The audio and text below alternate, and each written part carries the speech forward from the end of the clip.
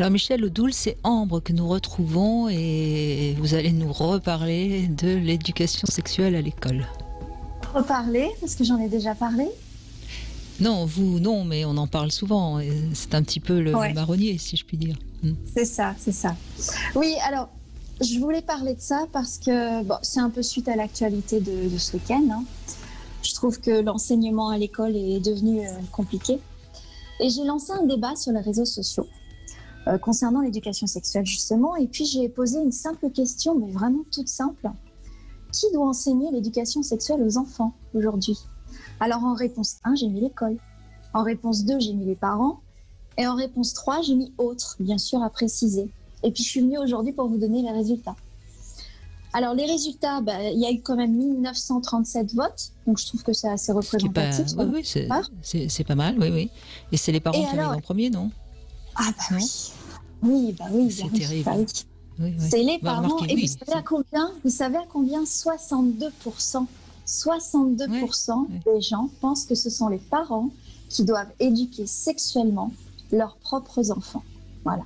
Et j'ai 23% l'école, j'ai 15% autres, et en outre, j'ai des choses très, très, très, très bien. Je trouve des professionnels extérieurs qui viendraient à l'école pour enseigner, justement, des gynécos, des médecins, etc., des sexos. Donc, ce serait à l'école, en fait. Oui, ce sera à l'école, mais on a proposé aussi Brigitte Lahaie et Ambre. Mais bon, voilà, c'était pas le débat. Donc, je voudrais revenir sur l'éducation sexuelle à l'école, justement, parce que ça fait quand même 19 ans, je dis bien, parce que c'était en 2001 que cette loi a été créée. Donc, l'éducation sexuelle est inscrite dans la loi. Mais même avant, hein, dans les années 70, il était déjà question d'une éducation sexuelle, plutôt, disons, une éducation à la sexualité. Hein, c'est plus correct. Ouais. Il était déjà question d'une éducation à la sexualité, mais on voit que ça continue à ne pas être réellement le cas. Ben non, parce que depuis 2001, donc dans l'article L312-16 du Code de l'éducation, on prévoit qu'une information et une éducation à la sexualité soient dispensées dans les écoles, les collèges et les lycées, et à raison d'au moins 3 séances annuelles quand même. Hein. Et en juillet 2018, Marlène Schiappa en a parlé justement, puisqu'elle a relancé un peu le sujet. Elle était à l'époque secrétaire d'État chargée de l'égalité entre les femmes et les hommes.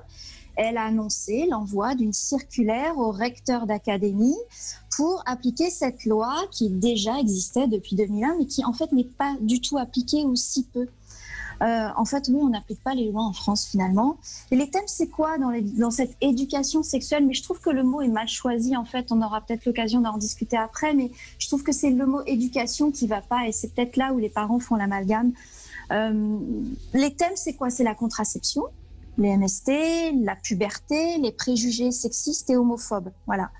En fait, cette circulaire, elle est très peu appliquée, donc ça fait 2 ans qu'elle a été lancée, puisqu'il y a 25% des écoles élémentaires, 11% des lycées et 4% des collèges qui déclarent n'avoir jamais mis en place une action ou séance d'éducation sexuelle. Et pour le collège, je rappelle, il y a très peu de pourcentage pour le collège, mais je rappelle qu'au collège, c'est vrai qu'on a quand même des cours de SVT. Mais ces cours de SVT, on parle de procréation, pas de sexualité réellement. Donc en fait, j'avais envie de donner des exemples bien concrets pour que les gens comprennent le mal que cela fait à ne pas éduquer sexuellement nos enfants à l'école. J'ai le cas d'Amélie qui a 16 ans, qui est aujourd'hui élève dans un établissement privé des Hauts-de-Seine et qui a voulu payer 10 € pour une séance d'éducation à la vie affective et sexuelle parce qu'elle se posait des questions sur la notion de consentement. Et en fait, après cette séance, des parents d'élèves se sont plaints. Et ensuite, cet établissement qui est catholique a envoyé un prêtre qui est venu faire une seconde séance dans la chapelle attenant à l'établissement privé. Et Amélie raconte que le prêtre leur a déconseillé d'avoir des relations sexuelles avant le mariage, sinon ils seraient moins heureux. Et puis ensuite, il a dit que l'homosexualité, c'était une tendance qui se corrigeait. Ça, c'était exemple 1. Exemple 2, Louise, 20 ans aujourd'hui, a eu un cours dans toute sa vie. Elle est allée jusqu'au bac quand même. Et puis elle se souvient qu'en classe de 5e, ça fait quelques années déjà, parce qu'en classe de 5e, on a 12 ans, il y a des gens qui étaient très âgés qui sont venus parler des risques de tomber enceinte et des risques des maladies si on faisait l'amour avec quelqu'un. Elle nous explique qu'elle est ressortie complètement angoissée de la séance parce qu'elle pensait qu'elle allait risquer sa vie après un rapport sexuel. Bon, en fait, Louise, elle a eu de la chance parce qu'elle a quand même eu des parents avec qui elle a pu discuter de tout cela. Les parents ont pris le relais, mais elle se souvient quand même d'une amie qui, l'année dernière, donc du haut de ses 19 ans, lui a demandé si elle ne pouvait pas tomber enceinte en faisant une fellation. Voilà. Pour Louise, en fait, c'est la notion de consentement qu'il faut absolument inculquer aux plus jeunes, et même ça n'est pas appris dans les écoles et même chez les plus jeunes. Et elle nous explique aussi qu'avec son premier copain, elle pensait pas avoir le droit de dire non si elle n'en avait pas envie, en fait.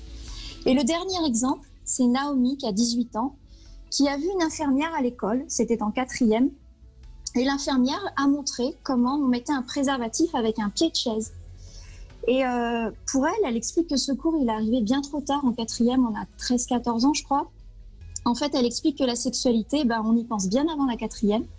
Et puis, il n'y a eu qu'un seul cours jusqu'à ses 18 ans. Alors, le constat, c'est quoi? C'est qu'en fait, ces cours, ils sont basés sur la bonne volonté des établissements, d'enseignants ou d'infirmières scolaires, et que tous ne se sentent pas aptes à donner ces cours. Dans les établissements privés, on a parfois des religieux qui viennent donner ces cours d'éducation sexuelle, et ils ne parlent en fait que d'abstinence. Et ils disent aussi que la masturbation est interdite.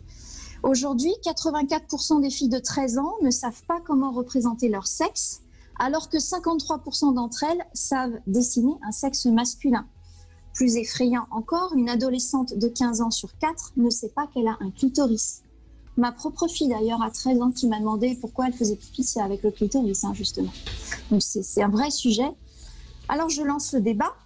Aujourd'hui, les parents ont dit sur les réseaux sociaux qu'ils veulent éduquer sexuellement les enfants. Puisque l'école est défaillante, est-ce qu'on peut demander aux parents de prendre le relais? Voilà, je vous laisse Michel et Brigitte nous raconter ce que vous en pensez. Alors, je vais donner la parole plutôt à Michel Odoul, puisque moi, je l'évoque tellement souvent, cette éducation. Et je dis souvent à l'affectif, je crois qu'on devrait commencer par ça. L'éducation à l'affectif, ça serait déjà un grand progrès et on pourrait commencer dès la maternelle. Ça a toujours été mon débat. Mais Michel Odoul, qu'est-ce que vous diriez ? C'est un sujet qui est tellement, là aussi, compliqué. Je pense que le premier rôle, pour moi en tout cas, des parents, c'est d'éduquer les enfants, et d'éduquer les enfants dans tous les champs qui les concernent, bien sûr. Alors, il est évident que quand on était un enfant qui avait 12-13 ans à mon époque, ou quand on est un enfant aujourd'hui qui a 12-13 ans, on n'est pas confronté aux mêmes choses, on n'est pas confronté aux mêmes situations, on n'est pas confronté aux mêmes choses que l'on voit ou qui nous sont montrées. Et qu'il y a une nécessité effectivement à informer les enfants.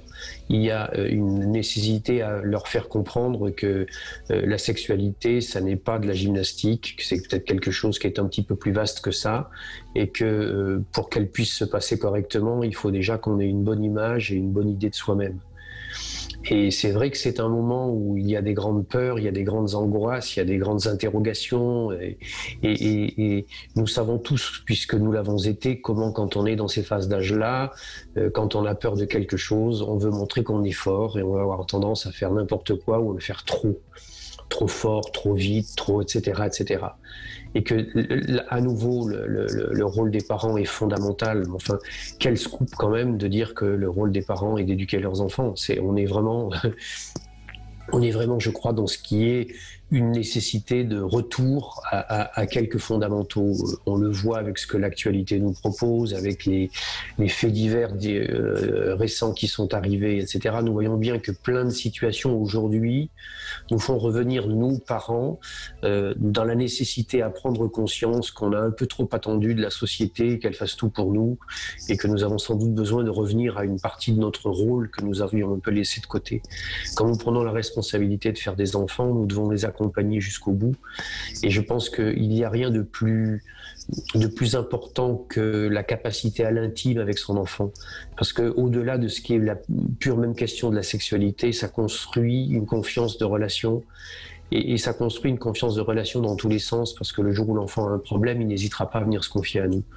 Et c'est vrai que si on voit bien avec les exemples qu'on va donner, que si on le confie à d'autres, eh bien, on va dépendre de la manière dont les autres perçoivent la chose. Et parfois, ça peut donner des côtés un petit peu tristement amusants, comme ce prêtre qui enseigne ça à côté de la chapelle et qui donne un certain nombre de présupposés qui datent du 19e siècle. Et oui, donc il y a encore du boulot. Alors c'est vrai qu'à la fois dans les médias, la pornographie, tout ça, le sexe est beaucoup plus présent. Et c'est pour ça que je suis complètement d'accord avec vous, Michel Odoul. C'est d'autant plus important que les parents parlent très tôt à leurs enfants de leur sexe, hein, tout simplement. C'est-à-dire avant 12 ans, je dirais. Avant 12 ans, si on n'a pas informé le petit garçon ou la petite fille de ce que c'est que la sexualité, eh bien, on ne remplit pas bien son rôle de parent.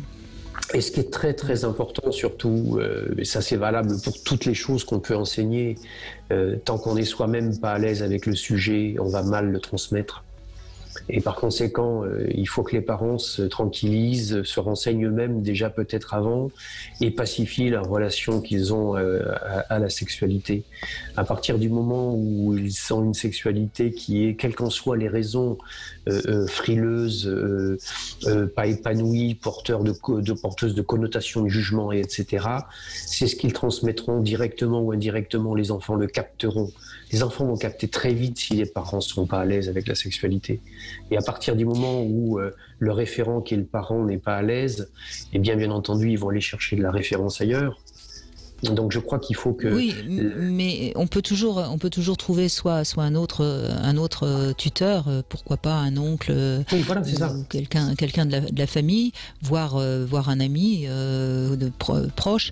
Et puis il y a aujourd'hui des livres, des livres très très très bien faits qui expliquent la sexualité aux enfants. Donc il faut pas si on se sent pas apte, ce que je comprends tout à fait, on laisse traîner le livre dans la chambre de l'enfant et voilà. Il aura et les que la chose soit faite clairement, parce que le confier à un ami dans l'atmosphère qu'il y a aujourd'hui, dans la relation adulte-enfant...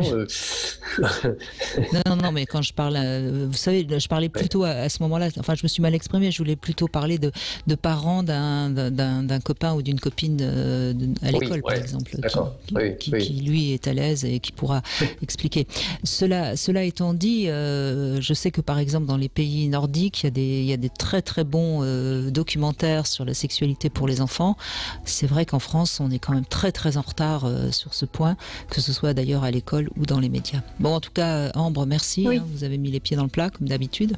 Mais je voulais dire quand même que l'école devait commencer à faire son boulot un petit peu. Et puis ça éviterait aux parents de se retrouver dans des situations un peu redemette parfois. Voilà. Je ne sais pas si les profs ont très envie aujourd'hui qu'on leur leur en remette une couche. Parce que excusez-moi d'avoir mis les pieds dans le plat, c'est ça. Voilà, c'est ça. Oui, j'ai mis les pieds dans le plat, j'ai bien vu. Allez, au revoir.